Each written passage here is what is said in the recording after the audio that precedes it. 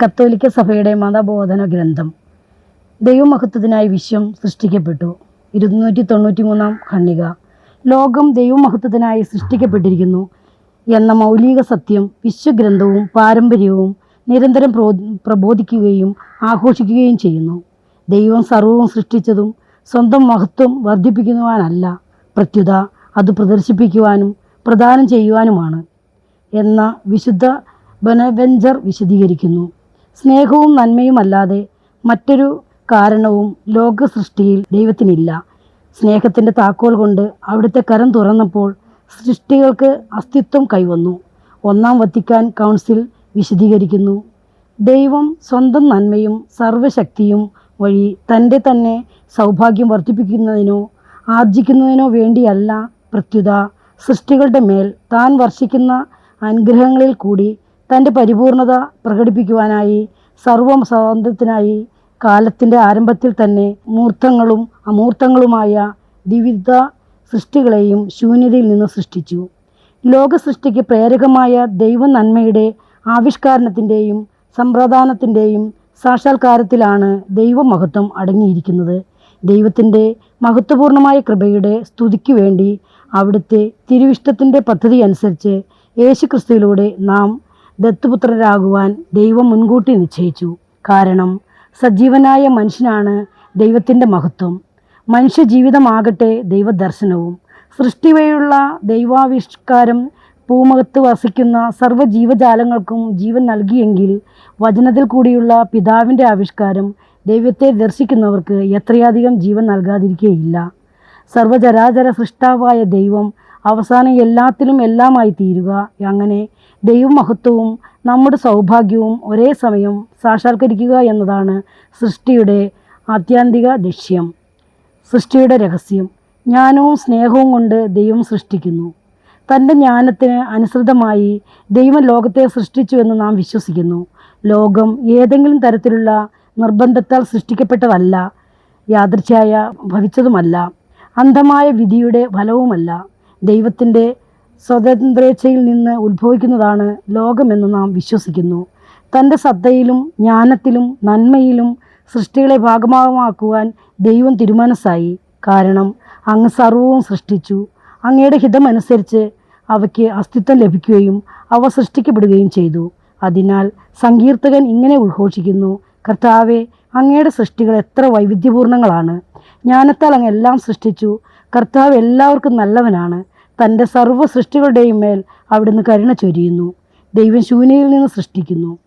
സൃഷ്ടി നടത്തുന്നതിന് നേരത്തെ ഉണ്ടായിരുന്ന ഏതെങ്കിലും വസ്തുവോ എന്തെങ്കിലും സഹായമോ ദൈവത്തിന് ആവശ്യമില്ലെന്ന് നാം വിശ്വസിക്കുന്നു. ദൈവിക സത്തയിൽ നിന്നുള്ള നിർബന്ധപൂർവകമായ നിർഗളിക്കലും അല്ല സൃഷ്ടി. ദൈവം സ്വതന്ത്രനായി ശൂന്യാവസ്ഥയിൽ നിന്ന് സൃഷ്ടിക്കുന്നു. നേരത്തെ ഉണ്ടായിരുന്ന ഏതെങ്കിലും പദാർത്ഥത്തിൽ നിന്നാണ് ദൈവം ലോകത്തെ സൃഷ്ടിച്ചതെങ്കിൽ അതിൽ അസാധാരണമായി എന്തെങ്കിലും ഉണ്ടാകുമായിരുന്നോ?